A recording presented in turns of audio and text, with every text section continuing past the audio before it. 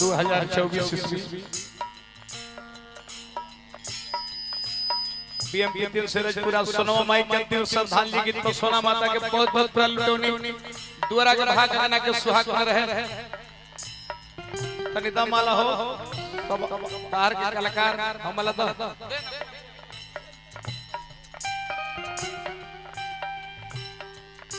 हमरा सोना माता जी के अंतिम श्रद्धांजलि गीत पर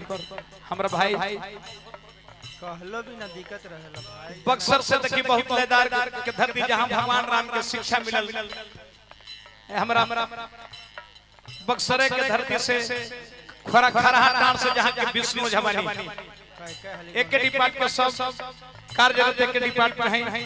सब देश के रक्षा करेले हमरा भाई सोनम माई के देखी लेदार के धरती के हिल तब जानता ई गीत में श्रद्धांजलि गीत में कुछ न कुछ लुटावे के चाहिए यही श्रद्धांजलि हो 2024 ईस्वी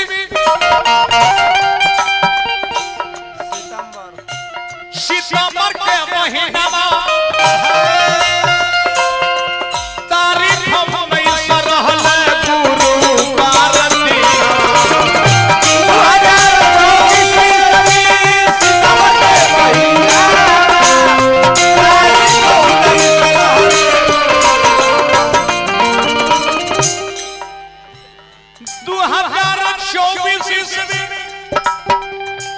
सितंबर के महीना तारीख हम नहीं सरहल गुरु कारती 2024 ईस्वी सितंबर के महीना तारीख हम नहीं सरहल गुरु सोना माता जी जहां रहत होई वो जगहिया देखला पर काटे धावत होई रंजित भैया मौसा घारावा छोड़ी के हो गई नी पयनवा घारावा छोड़ी के हो गई नी पयनवा घारावा छोड़ी के हो गई नी पयनवा माता जी सताना भैया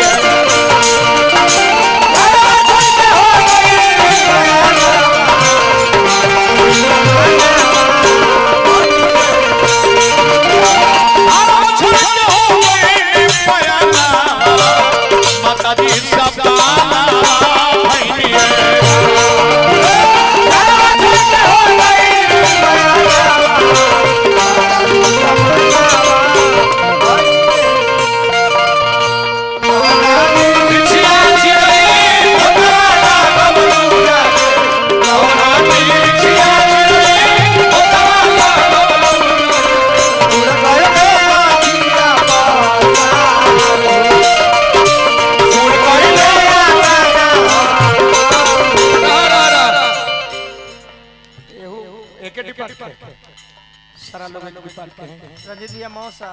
अपने के नामो हमरा मोर न पड़ गेल है अमरेंद्र भाई माता जी के लगत रहे अपने के छोटा अच्छा छोटा से पुत्र है बड़ बड़ के अपने बड़ है अपने के नाम रामलाल भैया मांगी बयाना अच्छा अच्छा रंजित भैया मौसा एने आओ भैया पर कैमरा वाला भाई जी तने खाड़ है कैसे पैसा अलग से का भैया तनी दलों में देख ले बहुत दिक्कत बा खड़ा होके आज लास्ट बा कल से नौ अपने ही जे खड़ा होके हरसर मांझिल पुत्र में है लाइन में आई देखें कैमरा वाला भाई जी मोबाइल से कोनो ले लिए भैया फोटो अपन आदमी अपन घर के और वो बड़ पुत्र है माई के गइला के बाद ई पूरा परिवार के गार्जियन के भार रो के कान्हा पा गइल बा भाई लोग छोट छोट कोनो 19 परिवार करबो करी पूरा पाठ के चला के अपना परिवार के चला के तबे माई के श्रद्धांजलि पूरा होई पूरा परिवार के जैसे माई अपना फुलवारी लगले रही आपका पूरा दायित्व माई आपके ऊपर छोड़ के आप और भाई हैं घर के गार्जियन को माला से सम्मानित करो सब ताली से सम्मानित करी भाई के वो माई के सबसे पुत्र गार्जियन के भारी का माथा पानी तीनों भैया रवल हो माई से भेंट ना हुई कबो और फोटो देख के श्रद्धा पूरा करी जिंदगी में हर चीज मिलते लेकिन मां बाप नहीं मिलते 19 तारीख के तीनों भाई रोमल हो अरे नीरवा भाई चल गइलू माई अब तो तुअरा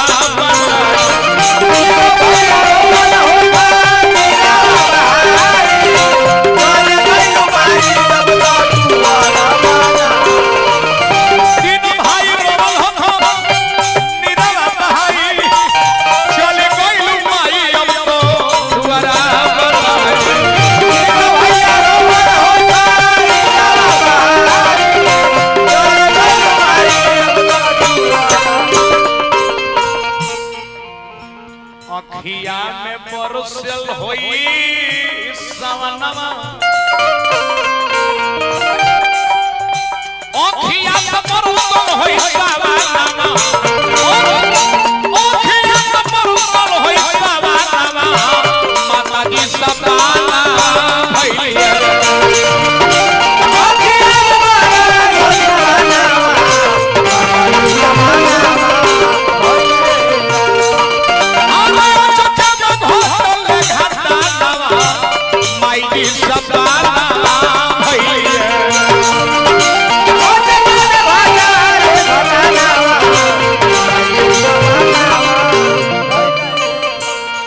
सबसे बड़ दुख बेटी दामाद के होला भैया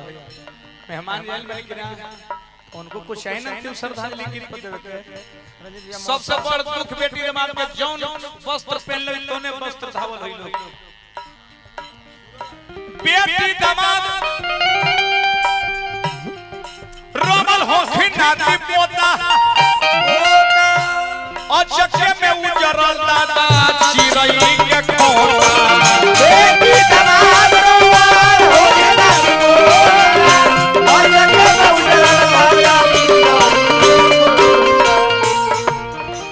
बेटी दामाद रोमल हो खिनाती पोता अचके में उजरल दादा चिरई के रे खोता सोना माता के हमूरी निरानी तमना सराधा के पूरा करतनी अफसोस कि जौन माई ने खून पसीना से इतना सुंदर परिवार फुलवारी के रचना की उ माता के सुदर्शन के जिंदा में दर्शन ना भई ना आज मोला में अपन श्राद्ध गा के ऋण पूरा करतनी आज गावे अइले सिरजानंद सुदर्शनवा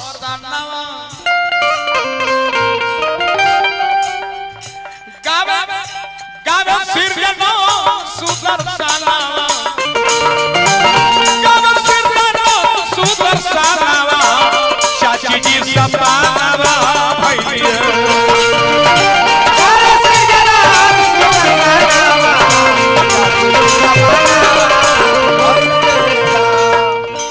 अब कबो सोना माता लौट के नहीं है इनकर परिवार पुत्र फोटो देख देख के श्रद्धा पूरा करे कैसे कि शरीर एगो पिंजड़ा होता है साहब कहां कह रहे मरवतपुर के रहे एक घर के मेहमान है का कर जिंदगी मौत हर के साथ लगा हुआ है सवेर से निकल के लिए लेकिन परिवार से दुलार प्यार उतने रखो जितना पहले रह रहे करना रंजित भैया मौसा बाकी सुगा उड़ गई सोना माता के पिंजड़ा जर के राख हो गई यही सब पहला सुगवा उड़ गई ले रे खोतवा जरी गई ले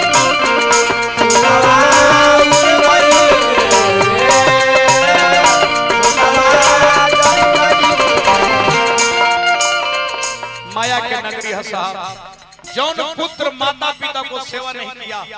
वो दुनिया में पुत्र का हलाने लायक नहीं है छोटे हुआ पुत्र है एगो बात हमर सुनी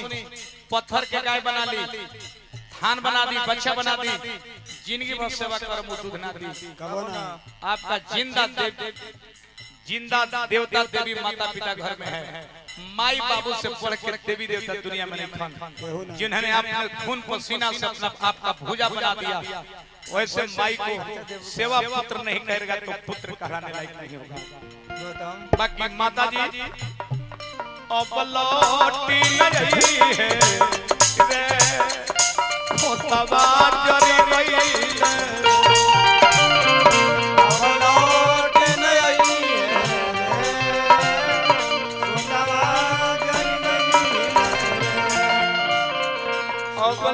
लौट न आई है रे खोतवा जर गई ले अब लौट